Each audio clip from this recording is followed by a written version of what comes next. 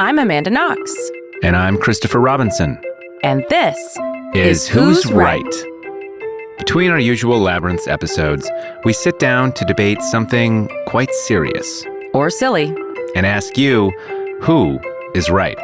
It's me. It's me. It's me. It's clearly no, me. No, definitely me. It's me. Me? No, me. It's me. How could it be anyone but me? Says the man sleeping on the couch.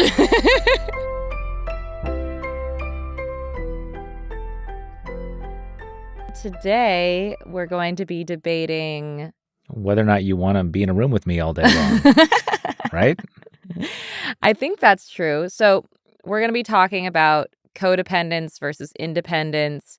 And in our last episode with Erden Eruk, kind of a B story there about his ocean rowing voyages is that his wife had to stay home alone and support the family and for months pay on the bills end while he was in the middle of an ocean.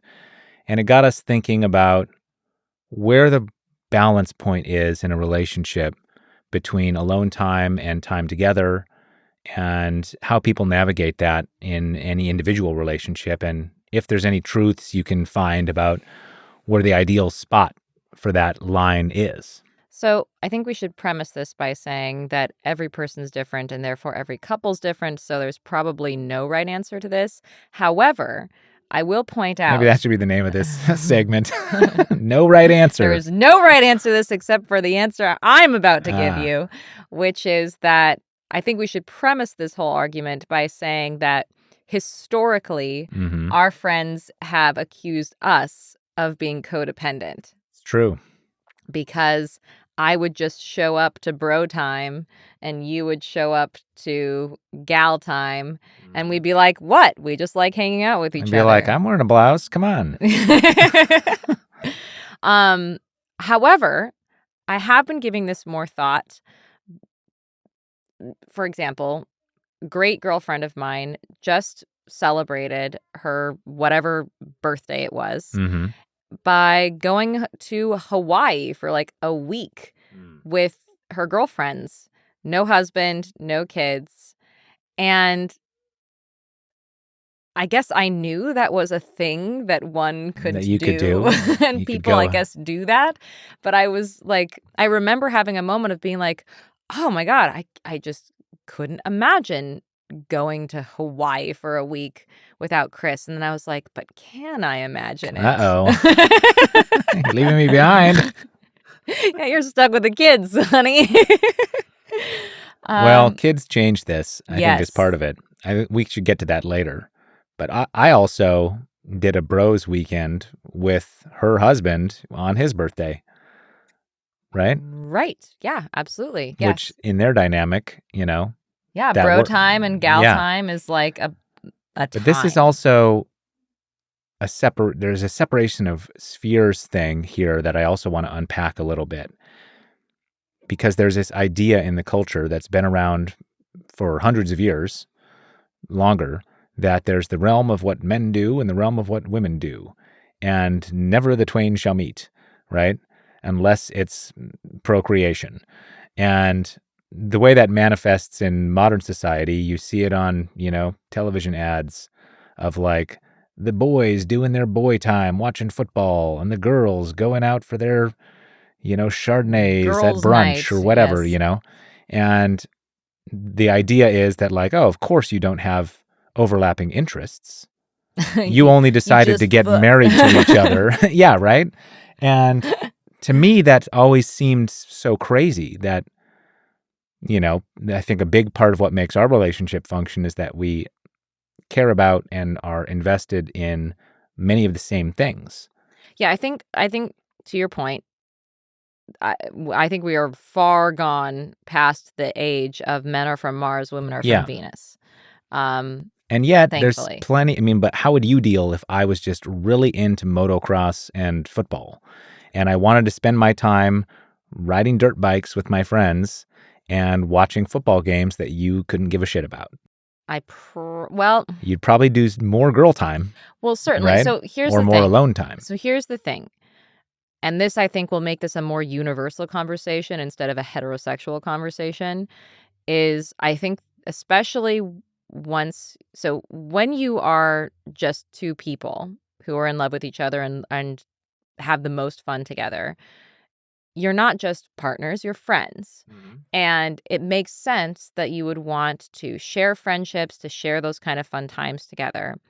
And I have noticed a shift, though, when we have kids, where most of the time that we spend together is just like survival mode. It's Mm-hmm. not like having fun doing the stuff. It's like we're just getting life done. Oh, it's when it actually happens that we're having fun alone together, it's like so rare that it's remarkable. That we find ourselves spending the whole time remarking on it. Wow, we're just alone hanging out. Or Yeah. we're in this vocal booth right now having Yeah. a Who's Right episode debating something just so we can have some alone time together. But at the same time, I have noticed that one of the complaints of friends of mine Mhm. was like when we got together was, "Oh my gosh, can I just like spend some time with you?" And I'm like, "Why? Isn't Chris amazing? Don't you want to hang out with Mm. Chris?" And now a part of me is like, "No, but I also kind of get the whole I have friends that I don't get to see very often now because I have kids." Mhm. And I kind of miss seeing those friends. And I feel like if I had to coordinate It's not just going, coordination, it's that the person you are with that friend is different when you show up as a couple or when you show up individually. right, And the conversations that ensue are different, right. right? Your whole Scenario is dynamic totally is different. different. Yeah. Yeah. That friend might not be as open or vulnerable about things they're dealing with if I'm there, Right. right?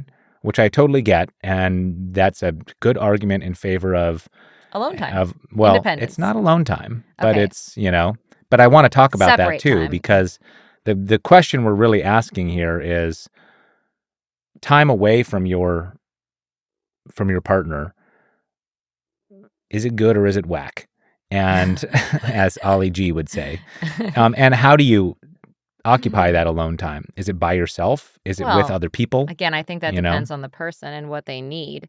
Are you an introverted person who just needs to like be left alone for a second, which is sometimes how I feel, where it's like, okay, so you're tugging on me, they're Yeah, tugging on me. I just want to be left alone to go for a run.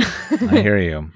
I think that as much as you might say it's a per person thing, I also think that people are more adaptable than we give ourselves credit for. Okay. And that you can learn this mode or that mode the way you can learn a skill. And if you haven't learned that skill and you're trying to play the violin and you make screechy, terrible noises and you conclude, well, the violin's not for me. I'm the kind of person who just doesn't play violin. It's like, no, dude, you need to practice, right? And I think the same thing is true about being alone. I think the same thing is true about um, being together for people who are really used to being alone. And for me, this manifested in a prior serious relationship where my partner really, really needed and treasured her alone time. She was an artist and she needed to just be alone in the art studio, not with me there talking to her while she was Hovering, painting, yeah. right? And I didn't need that in the way she did. And at first, this was a point of conflict for us.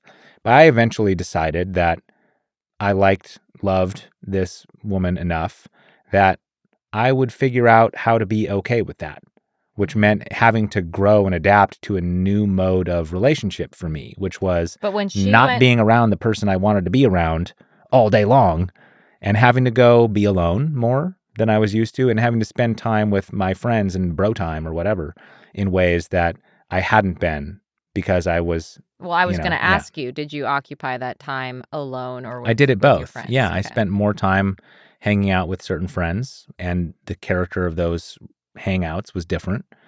And I got used to more alone time, which I hadn't been accustomed to. So you haven't had, since that relationship, you were in this It's relationship, true.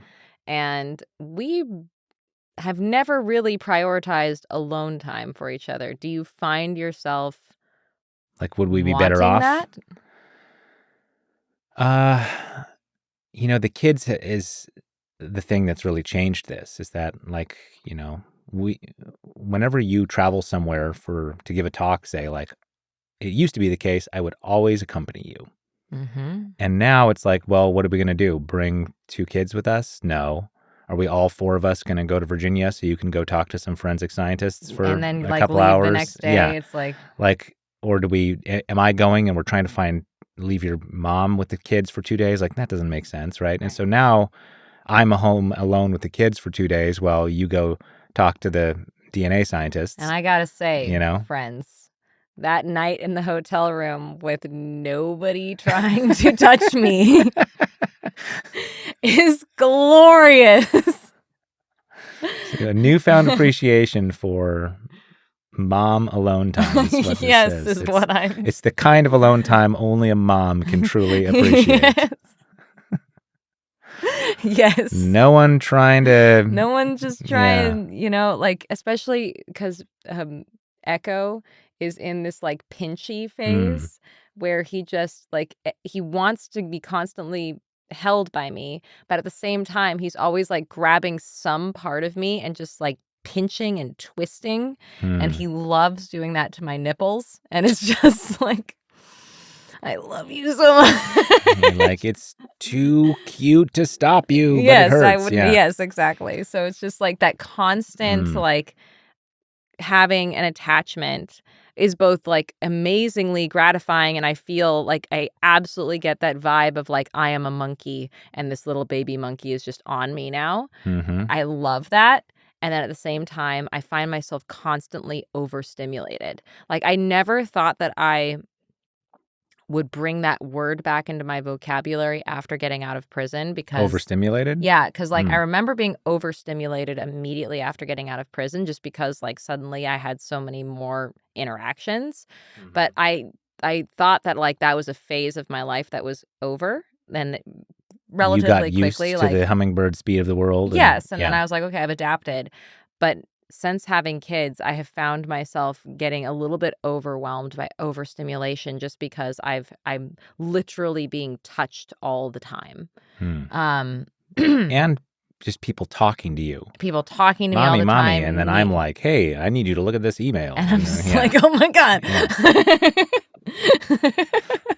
Will you look at this email I drafted?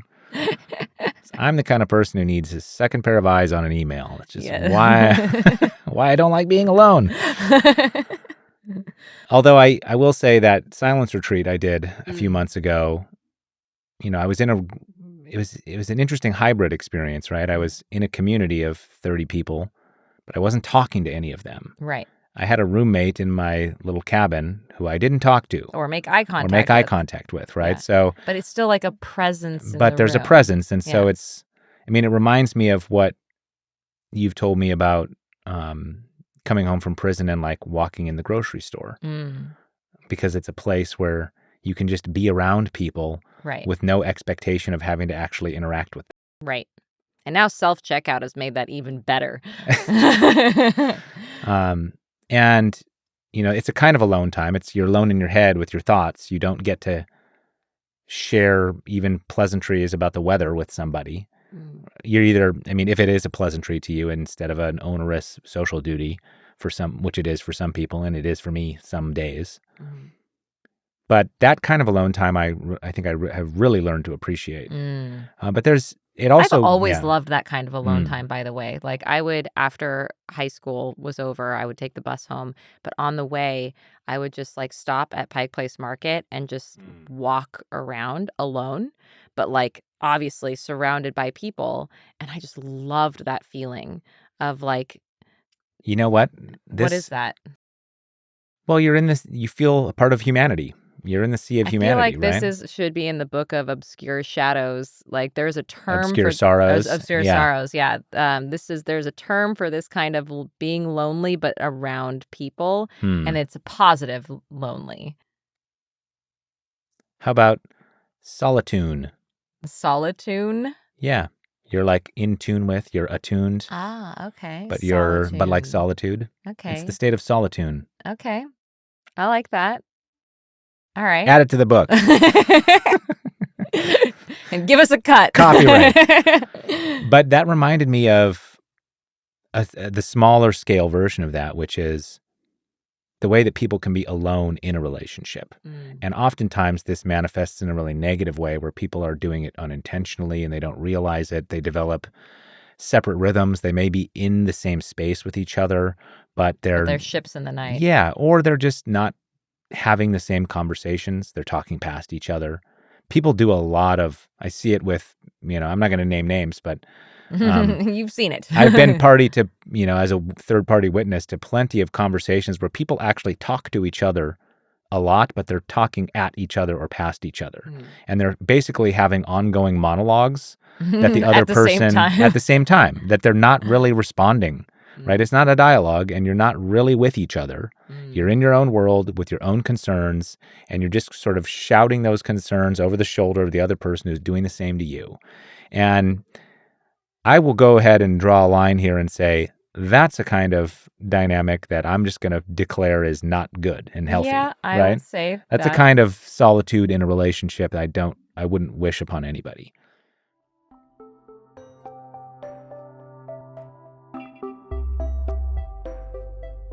Hey, listeners.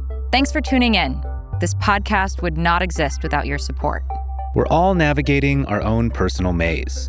And you don't have to be stuck in a prison cell to feel trapped in your own life. Our mission with Labyrinths is to find growth and resilience through trauma, and we do that with a commitment to our core values. Curiosity in a time of outrage. Compassion as a tool for understanding. And the courage to ask hard questions and avoid easy answers. Please consider becoming a patron. Visit patreon.com/KnoxRobinson. For as little as $5 a month, you can get ad-free episodes and join our online community. We even offer signed books and live monthly video hangouts. So please, grow with us. Join our community. Visit patreon.com/KnoxRobinson. There's another kind of alone time, solitude, you might call it, that I've seen or heard about from some friends of ours. Again, I won't name them, but you know who you are. Where they'll watch movies together, but one of them will have a laptop on their lap with headphones, and the other one's like watching the TV, and they're watching different things. Yes, but they're together. They're rubbing each other's feet, whatever, they're cuddling. Right? They're cuddling in just totally separate aesthetic narrative worlds because they have different interests when it comes to what they want to watch. And this is their solution, and I think it's beautiful. Yeah, I think it's great because they're like, we want to be together. We both want to be consuming media. We just want to consume radically different kinds of media. What am I going to do? Just suffer through your boring ass documentary about screwdrivers? Or am I going to watch this dope anime and we'll just be enjoying each other's company separately? And so that's a kind of like alone while together, right?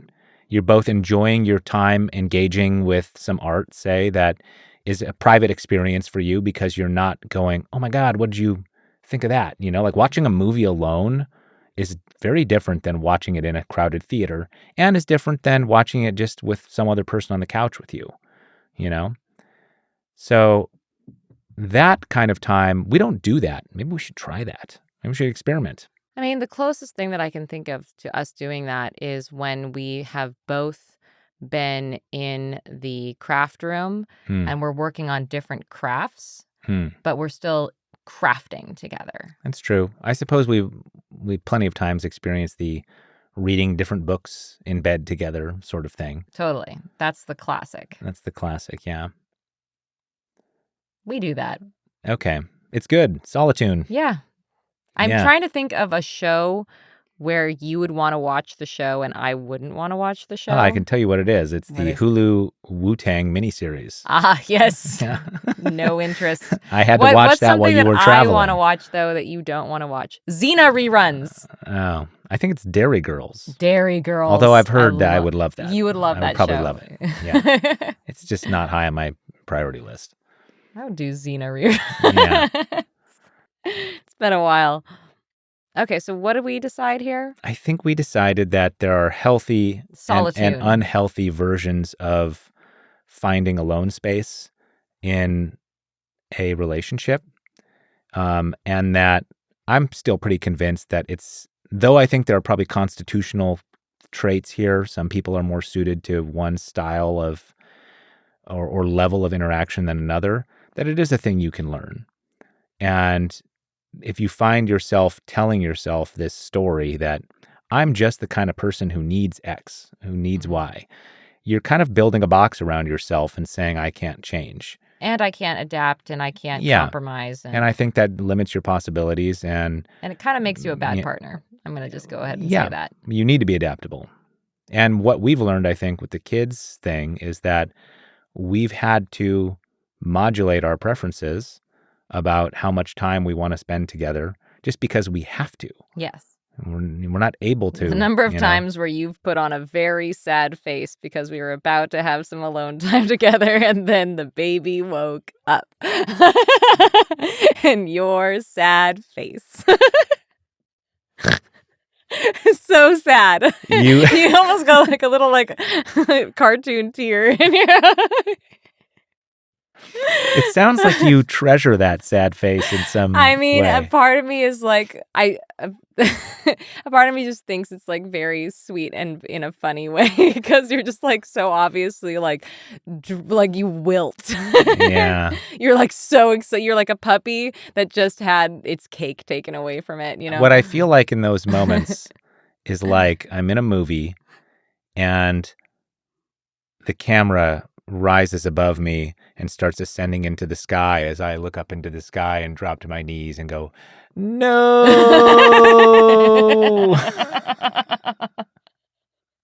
It's kind of spinning around as it rises, Yep, you've had a few of those moments. Yeah. I will say that I've also been enjoying some alone exercise time, or like lately I've been trying to go on very early morning walks.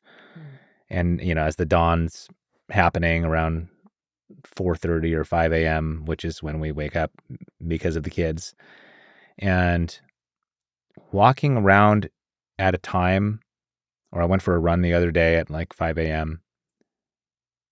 It's not just that I'm away from you and that I'm alone in my own space, but it's not even solitude. It's just solitude because no one else is up. There's no other joggers. There's no cars driving. You're in solitude with nature, though, because there's lots of birds. Yeah, the birds. You're in solitude with the birds. You think it would be different if I was in an ISO tank? Yes. And just blackness and silence? Yes. I've done the morning jog and I've like communed with those birds. That's a very good point. I mean, the kinds of solitude that when people actually talk about being alone in that way, do you think they're actually talking about solitude with just other entities that we don't normally count as, altering your alone time? Sure. Or those goats that are right by. Yeah. I mean, if you go out into the desert by yourself I bet you'd find a lizard. You'd find a lizard. You'd find a trail of ants. Yeah. I mean, what's actual solitude then? When you feel alone, when you're not feeling connected, when you're feeling distant. Like for me, the saddest thing that I've ever seen is when I've seen a couple that are like literally in the same space together, but are just like avoiding each other like the plague. And it's really sad.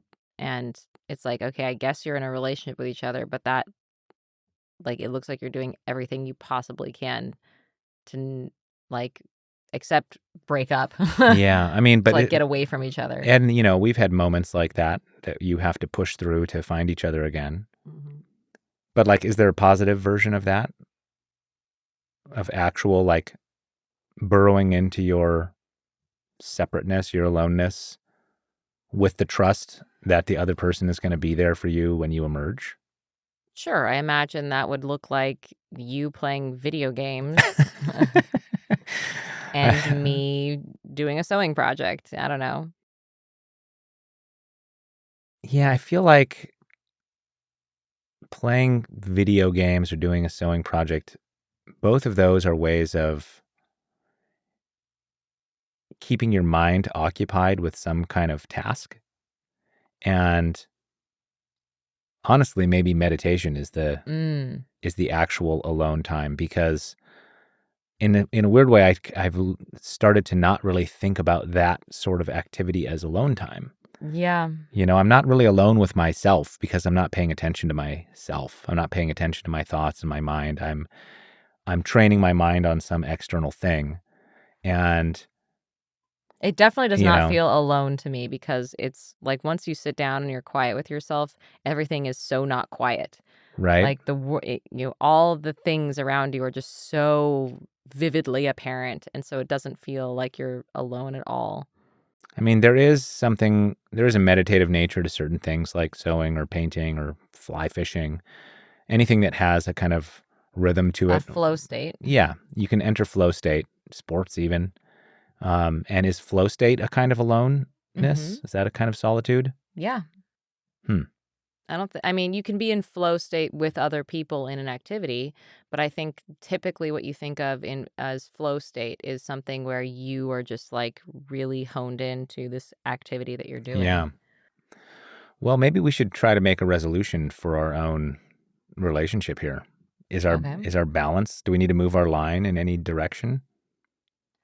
I know that I You sound like you want more. this excited to go on a work trip, which to me signals, and also it's like I've been doing my best to try to, reconnect with friends that I just don't see.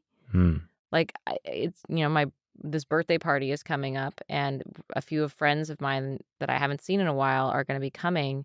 And like I had a phone call the other day with a friend of mine who's I'm really close to, and it's like, oh my God, we haven't seen each other and we haven't really spoken to each other since before Echo was born.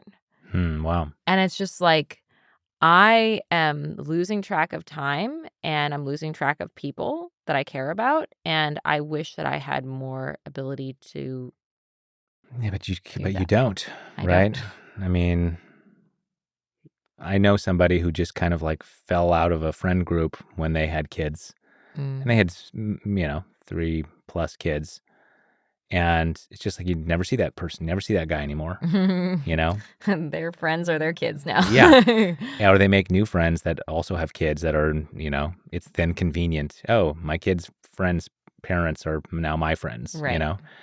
And that's a route you can go. You can also make Herculean efforts to maintain those other things. But I think one of the things we both have to be doing is just accepting that our life is different now, that we have these other important draws on our time, and we don't want to be sacrificing time with the kids, right?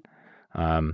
If we could somehow not have to work, that would be great. Yes, that's the ticket. If we could Okay, somehow let's just get rid of retire work and hang out and have fun with people all the time. Yeah. Do you think that's what that's what we all should do? Yes. So you can support us on Patreon.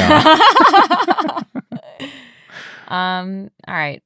I think that's a good closing thought.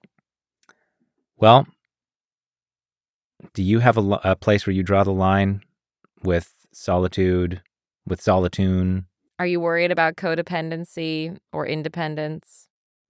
Have you ever been totally mismatched in a relationship where your preferences for independence or for dependence were just not in alignment with your partner? Let us know. Does he like tea parties and you like football? Tea parties? Yeah. Who doesn't like a tea party? Anyway. A lot of people don't like tea parties. Not me. Especially if Eureka is hosting. Yes. Yes. Let us know your thoughts. Reach out to us at amandaknox.com. And thanks for listening.